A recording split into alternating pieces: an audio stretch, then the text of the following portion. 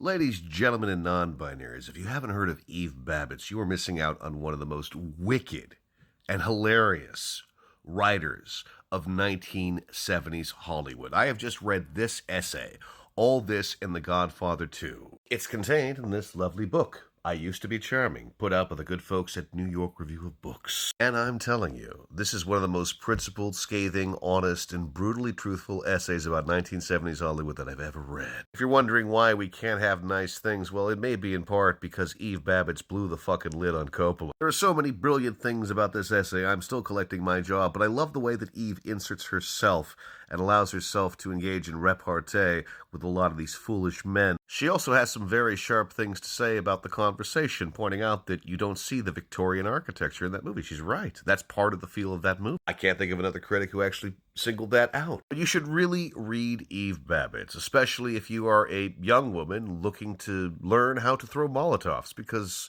Eve does this all the time in all her fucking essays. And does it in a very good-natured way. I did previously report here on TikTok that Eve Babitz was giving me the stuff of life after the election.